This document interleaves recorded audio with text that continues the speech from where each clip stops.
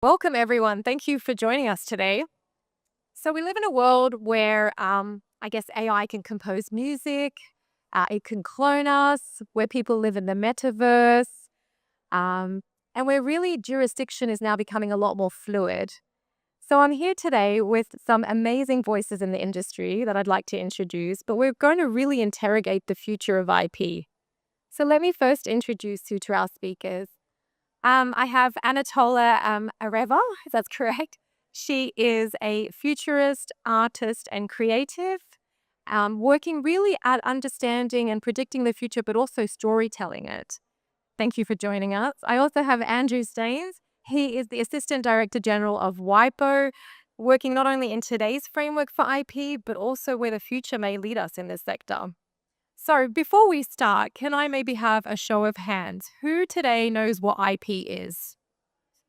Okay, wait, great. The lawyers better know. Um, who here believes that the IP framework as it is today is ready for the next 10 years? No. Okay, that's interesting. So, panelists, first question for you. What do you think the purpose of IP is? Maybe Anatola, do you want to take that vote? Yes, thank you so much. And thank you all for joining for this interesting conversation. For me, when I think about IP, I never really saw myself in the conversation. It seemed like something reserved for IP lawyers or people who are well resourced to invest in these things. And I feel that's how it is for a lot of young people today. And when I say young people, I mean Generation Z, of which I am an elder, as they call it, a geriatric Gen Z. And it was truly through my partnerships with WIPO, the World Intellectual Property Organization, that I began to see it differently through consulting, roundtables, screenings, and most recently, an immersive poetry experience at the United Nations Summit of the Future that reframed what IP means for me today. And it's not as something that, as an independent filmmaker, is more of a nuisance in having to stay up looking for your open sourced music to add to your trailer, but rather more as an infrastructure for imagination and something that can really spearhead innovations. Imagination to me is this pillar that helps us to build worlds, and IP helps to protect those worlds, almost like the atmosphere of our own Earth. Because imagine an asteroid, if you're coming into a planet with an atmosphere, you will be slowed down or dissolve. But without an atmosphere, you just plummet right into the Earth, like the moon, which is why it has so many craters. So IP helps to spearhead this and creates our whole universe of ideas. The last thing is that in preparing for this panel, I started breaking down the real meaning of IP by separating it. There's intellect and property, and our intellect is something we have been passing down since the beginning of humanity, from cave paintings to oral traditions told around the campfire. And property, on the other hand, is something that is created and is now a universal human right to own property, and it's associated with our agency as humans and our autonomy. So, the future of IP, how can we bring those together to create autonomy and agency over our ownership of our own ideas? Wow, that is profound. I don't. I think I'm going to capitalize on that. What was it? Infrastructure. I'm going to use that. Andrew, what would you define at the heart of IP? What is it? What's its purpose? Well, Lydia, thank you. First of all, thank you very much for having me. I think thank you to the Dubai Future Foundation. I mean, this is for those working in futures and foresight. This is increasingly the World Cup or the Olympic Games of foresight, and so I'm awed and honoured to be here. I'm not sure I could be better. I think the sort of I love the infrastructure for imagination. I think if you look at even if you look at a young child, if you put a young child on the floor with a pile of bricks, within minutes they'll start creating something. they'll be inspired by something, they'll be using something in their imagination, they will build something. It's imagination, innovation, invention, creativity is inherent to who we are as humans. And IP is the tool by which that creativity can survive and thrive in the real market, in the real world. It is the infrastructure to take your imagination right the way through to having real impact. Thank you. I guess the next big question, I think, in the world we live in today is the ultimate test of originality. Our system was built on the fact that something was novel and original, and that's why it was protected. But Andrew, you had a report that came out in 2025 that really discussed human creativity is becoming really entangled with, I guess, machine learning. So how would we approach the future here in terms of IP and ownership and originality? Okay. So to paraphrase Mark Twain very badly, I think rumors of the death of IP are wildly exaggerated. I think the IP framework is surviving. It is evolving. IP has faced. If you look at the history of IP, it's faced a whole range of challenges. When you think of when the phonograph, when records came along, people feared for the future of the live music industry. How are people gonna how are musicians going to be rewarded? When the camera came along, people thought, well, the age of painting is over. Why would you paint in an age when you can take a photo? The photocopier. I remember recording cassette tapes as a kid of songs off the radio, and streaming. So the IP system has and is capable of evolving.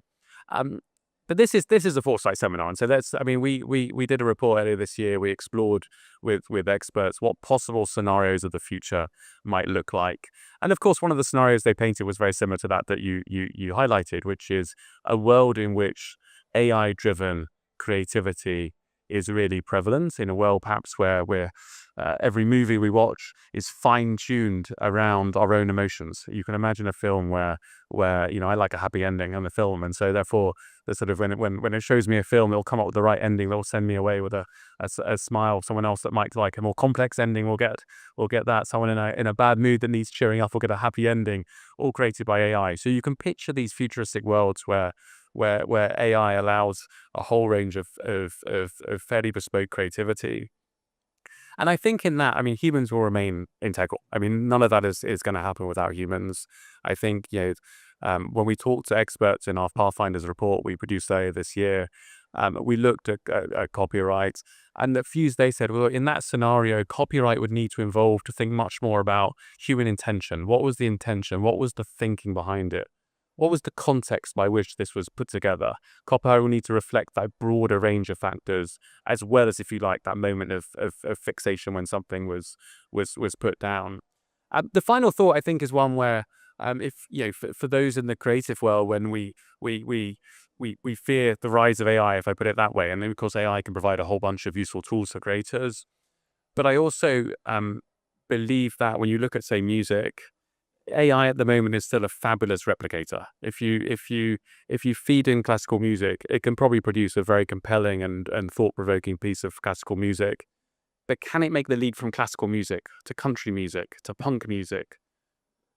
I'm not sure it can yet. It's still a replicator. I think that sort of human spark, that human ability to really bring the next revolution, I think will remain pretty central. That's actually quite interesting. So for our futurists here and thinking ahead, I think you ground yourself in the past by saying its IP's managed to continue in different forms, that it's still been there to protect, or I guess, the infrastructure for creativity. Anatola, maybe it will be helpful for you to give us some words and thoughts, maybe describe a future where IP has grown. Is that something you can talk to? Yeah. Kind of, yes, definitely. So I always say that AI is closing the gap between imagination and reality. And that today, when you think about IP, a core principle in my work overall is exploring how we can base our technology on nature itself. So I really started considering how intellectual property can similarly be based on nature and what this means and what it looked like. And this kept coming back to shared IP ownership, similarly to how nature is rooted in reciprocity and in expanding itself, and the power of that in IP. So this led to a short story around what a future where there's a creative renaissance of innovation due to a reimagined IP framework. So I can share a short snippet from that. That would be amazing. Thank you.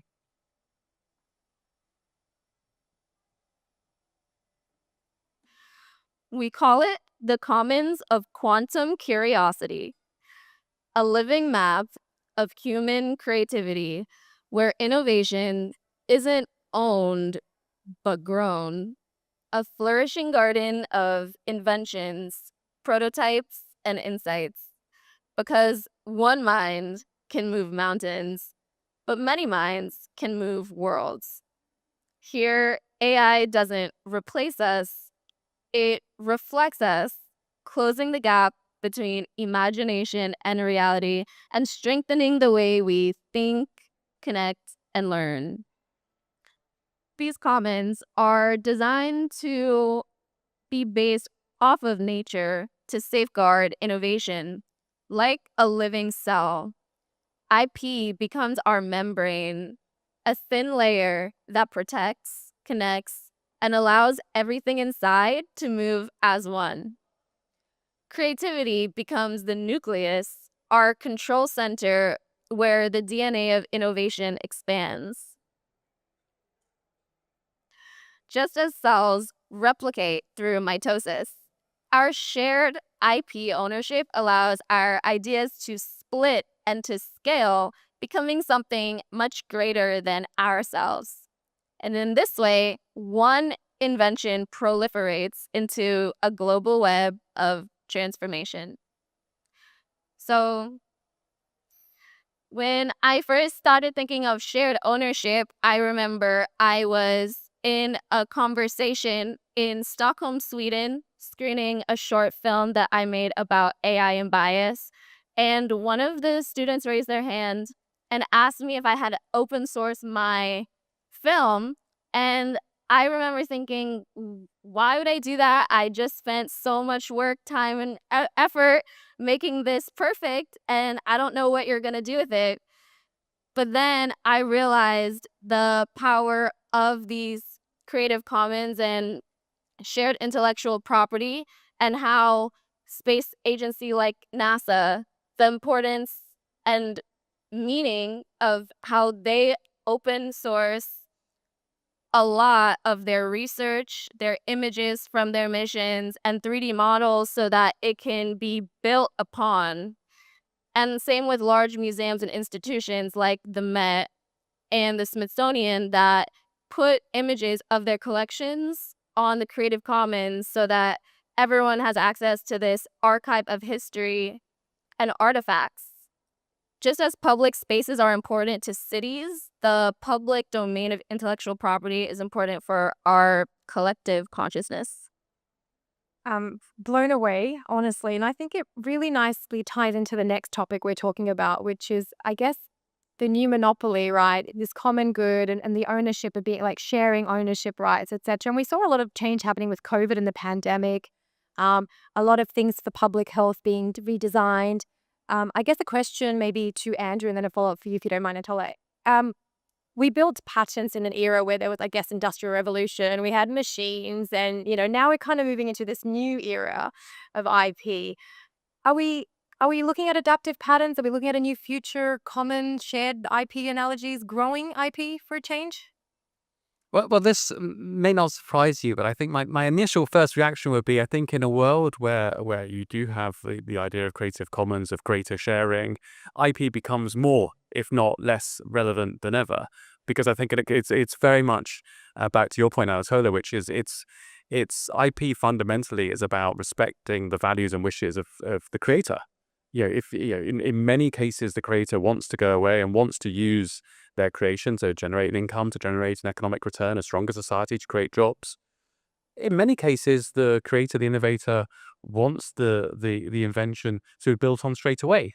But what IP allows you to do, it allows you to control that and guide that in the direction so it meets your dream. And so back to your production, It allows you to share it to the extent you watch it, and you can share it very, very widely. But it also says, actually, what do you want to allow people to do with it? Are you happy if people cut it up and use it in a different order? Are you happy if people change the message? You may be, and that's fine, and IP allows that. You may not be. You may think, actually, I wanted to use this to send a message, to send a signal.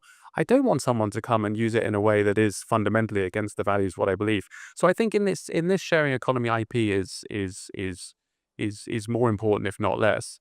Now, does it have to change and does it have to evolve? I mean, back to our Pathfinders study and the various scenarios out there. And certainly one of the people we spoke to when we did Pathfinders highlighted, for example, in a world where creative content is shared, if you think of a tweet or Instagram post, I think that the half-life of a tweet or Instagram post is somewhere around 80 minutes. It's sort of after 80 minutes, the readership has dropped to half what it was, and then it dropped. 80 minutes later, it's dropped to half again, and before you know it, it's unless you manage to go viral, it's dropped away. So the vast majority of creative content on these sharing platforms persists for a very, very short period of time. But we have a copyright regime, which is typically life plus 50 or life plus 70 years. And so how do these two behaviors gel together? And so one of the more provocative people we interviewed suggested, for example, that when you think about IP, perhaps we should think about, or could think about, protection terms that are more varied, based on the life of the invention, perhaps based on the technology cycle, and so on. So it's one where it's not a WIPO position, it's not a position of a member state of WIPO, but for those involved in foresight and projecting these scenarios, I think there's something in there for us to explore and understand better. Anything to add to that, or Joy? Yeah, definitely. Well, I love the essence of being able to build upon all of this knowledge, and it allows us to stand on the shoulder of giants. And it also makes me think of, in our digital age with a lot of AI generated IP, and how even when we're able to generate a very shiny image with a click of a button, or a game or experience, how the thing that is still important is our stories and critical thinking. For example, a timeless story that is Plato's allegory of the cave, which is a story that has existed and stayed relevant today for over 2,000 years. And when you consider a story like this, you probably don't mind whether it's hand-drawn or if it's 3D rendered or a watercolor painting, because this intention and provocation behind it proceeds. So similarly, when we're able to generate so many images endlessly, and mock-ups can look as great as a final result, it's not really about that end result, but rather that process vision behind it. So the future of this IP is certainly in our rigor as well, which is why I always advise young people to be able to train their own algorithms and curate their data sets to have more ownership over that identity. And I believe that once we're able to be more granular in our ownership over the data we use to generate AI projects, that it would lead to more ownership over those projects, and we'd be able to have IP rights over AI generated media. Right now, we're not able to own our IP when we generate AI, and this is why a lot of big Hollywood studios aren't using it, even though they're experimenting with it behind the scenes. But as this evolves and we have more ownership over the data we use, I think that can all change. Okay, well, let's interrogate the future a bit here. Let's ask some hard questions. Who owns your personal identity? All right, that was my boss. He asked me to put this in this question. I've had a fact from Forbes, or I think it was Ghana. No, it was Ghana. Sorry, that by 2028, 30% of the CEOs of Fortune 500 companies will have a digital twin. Then we started looking down at 30%, and then we started investigating, and we realized that at the moment, most of the apps use your faces, they use your voice. So the question becomes, who owns your identity as it is today? And what should it look like in the future? Happy for any of you to take that one. So before ChatGPT was released, there was a lot of fear around how it can be used to bring people back from the dead. Because an example is Chadwick Boseman, the leader, the protagonist of the Black Panther. And when he passed, AI was created to regenerate his likeness. But there was controversy surrounding this. We live in an age, despite advancements in biotechnology and increasing the human lifespan, where our digital presence will outlive us. And it must be considered just as much as our homes and estates of what we will pass down. So as much as we must be conscious around our digital likeness here while we're alive in terms of models that work for a campaign and then see their AI likeness in a different campaign they didn't sign up for. But moreover, after I leave this planet, would someone be able to see all of my work online and create a digital twin of myself without my permission or my estate's permission? And this should certainly not ever be able to happen. So we should always have ownership over our digital identity and take that very seriously. I love that. And I think you referenced something earlier about digital immortality. Yes, digital immortality is becoming very popular. There's a lot of companies offering this idea of digital immortality, taking all of the data you ever collected and putting that into an avatar using your own image and face that essentially gives you an eternal afterlife in the cloud. And while that can raise concerns, it can also be applied to cultures in a beautiful way. We don't need languages to ever die, and we don't need cultures to ever die, because we can digitally archive them and save these memories forever. Love that. Andrew, from a WIPO point of view, what's your take? Life after death, a WIPO view on life after death. It's interesting when you sort of put yourself in the as you said earlier, when you want to solve the future, you look to the past. And I think it's interesting when I think of many famous authors, for example, and there is this conversation when they pass often, which is, can you carry on the characters? Can you carry on the storylines? There's often a son or a nephew or a cousin that says, I can carry this on. And then in some cases, the author's left with very clear instruction. Have fun or leave it alone. It's there. And often there's a big debate. So I think there are probably models out there we can look at. I think when you think about personality rights more generally, I mean, it's a huge issue in IP. Again, it's one that's sort of, it's been bubbling along from a number of years. And I think many celebrities have tried to find fixes. And so if you think about many famous sports people, Cristiano Ronaldo has trademarked his very famous Sue celebration. Usain Bolt protected his as well through a trademark. So celebrities have found some ways to try and practically protect elements of their personality.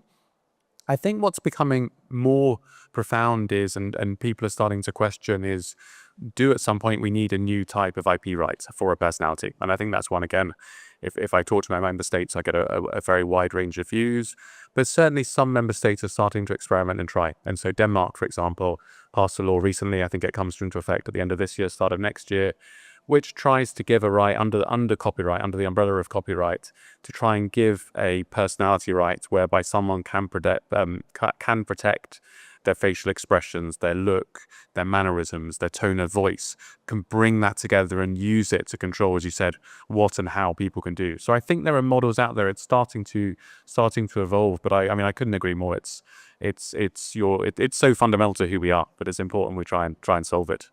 I love that. And because, I'd like to keep pushing you guys further. What about IP of thought and consciousness? Now, we're living in a world where people are talking about brain computer chip interfaces, neural links. When we're connecting technology directly to the brain, or we're thinking about thought and consciousness, and there's a lot of speakers talking about that today, by the way. What's the future of IP around that? Oh, Andrew, I know it's a tough one. I apologize. The IP of consciousness. I think okay. So again, there are models out there. Countries have tried. So Chile, for example, 3 or 4 years ago, Chile introduced a new neuro right, the right of people in the same way that if you were to, there's many international laws and treaties against the trafficking of organs, for example. Why should your thoughts be different? Why should you have a fundamental human right to own your own identity? You can go right back. I mean, this is something that's existed for a long time, a fear that's existed for a long time. You can go back to thought crime in George Orwell's Thought Crime to sort of see how fundamental this is to us. So I think governments are starting to think about it. How can you protect it? What can you do? I think then you sort of to expand a little bit, you sort of get into the kind of actually people talk increasingly around the sort of mind-machine interfaces, the computers that can plug into your thought processes, and I think this will throw up on a whole higher level many of the questions and issues we talked about before around AI, for example. AI, at what point does human creativity stop, and which point does the computer take over? What do you do when there's a black box method, if you like, but you can't quite explain? And so even many sort of human rights and broader issues which are very, very important, but even on the pure question of IP, it's going to pose some very profound questions. Fixation in copyright. There's that moment in copyright where to protect it, you have to put it down somewhere. You have to get it, and that's the moment when your copyright kicks in, if you like.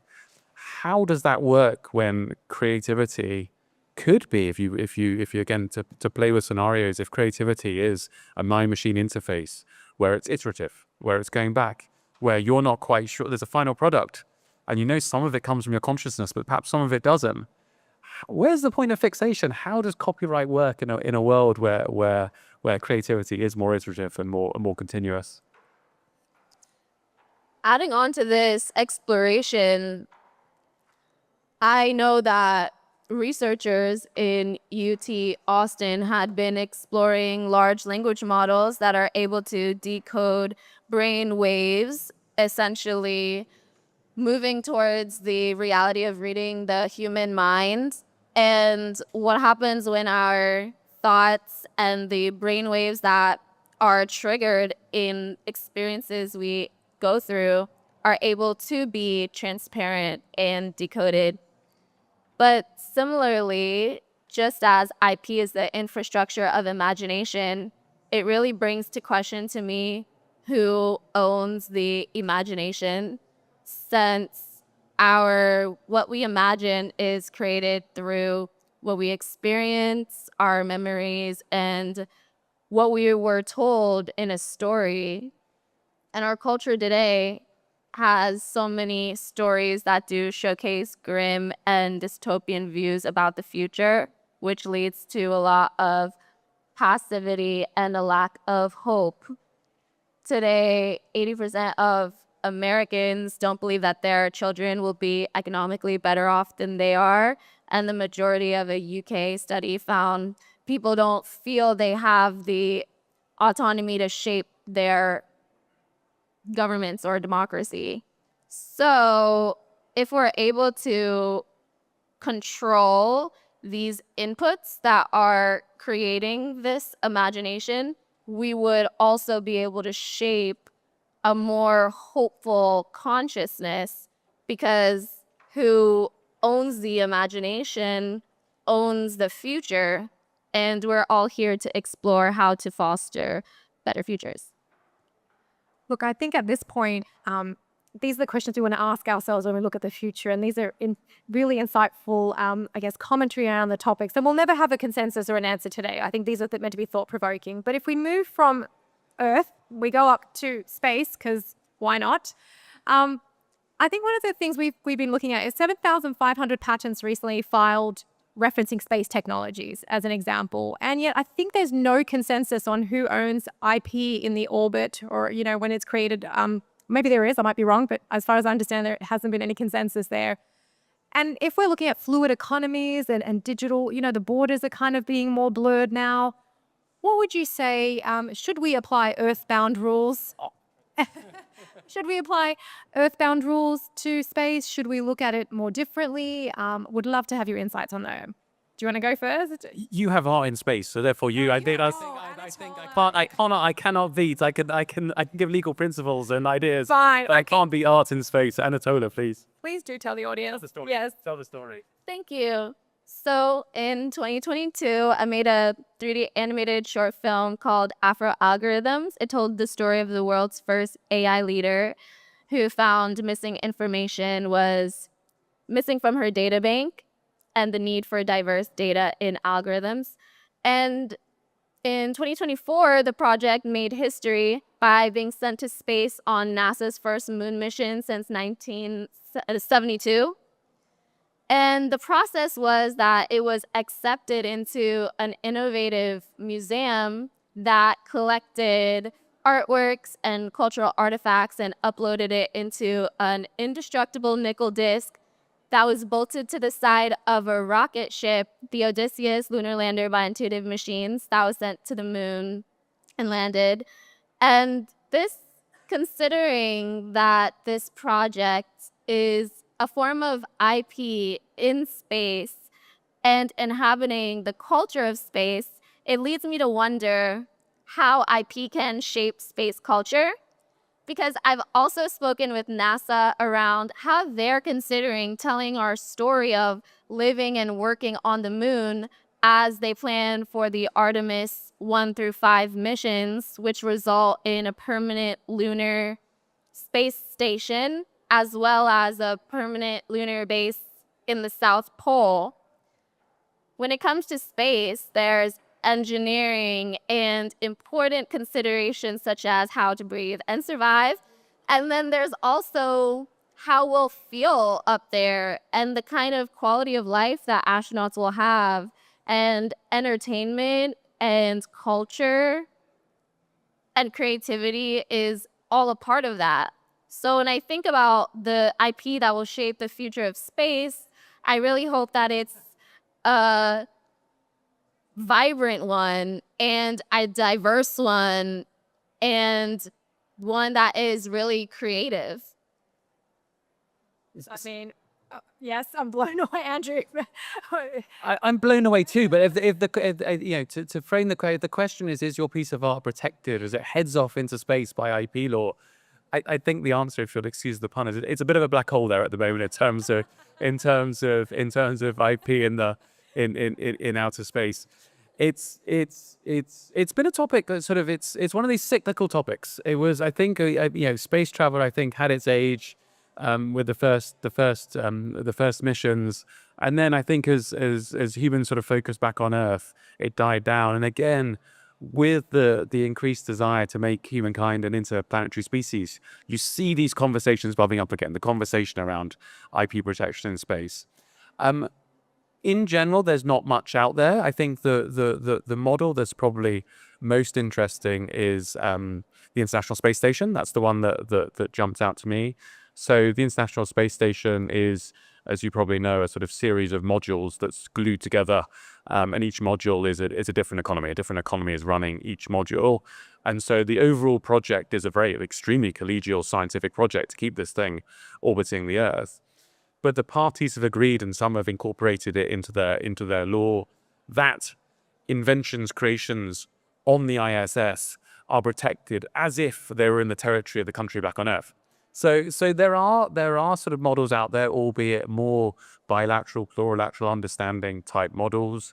Do we have an answer to the question when it's a Japanese invention on a spaceship launched from Florida that's owned by an Indian company, et cetera, et cetera? Do we really understand where ownership lies? I'm not sure we do. I think we've got some work ahead of us.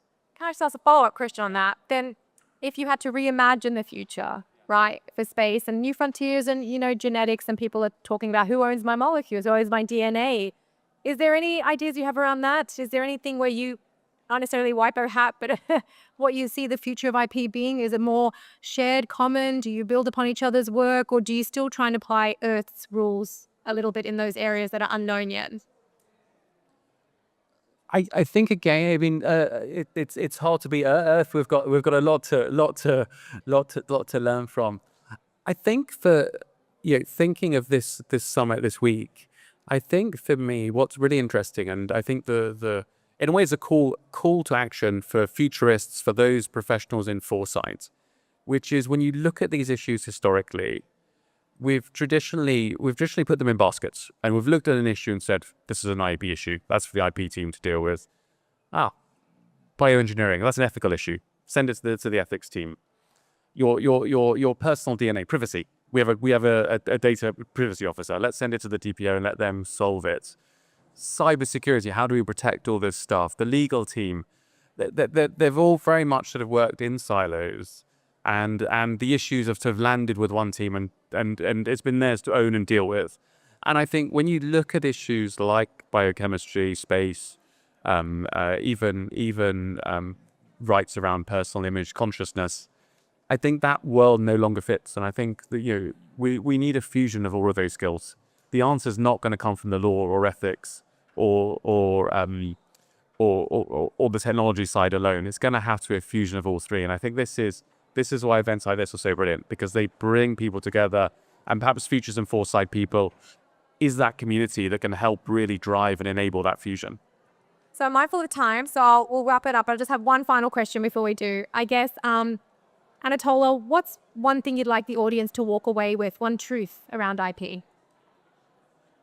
Yes, my key takeaways is the power of shared ownership and consciousness over our digital identities as extensions of our real identities, and the power of imagination as the fuel of innovation and the driver of what will be this new innovation economy. Andrew, IP in 2050. I think the lesson for me is IP is not about institutions. It's not about law. It's about people. It's about people. It's about our dreams. It's about how do you protect, enable, and support people with a dream. And I think that will continue. That'll continue into the next 20, 30, 50, 100 years. The world will change, but providing we keep that mindset, the original goal of IP, I think we'll be well placed. Thank you both for your time. Thank you, audience.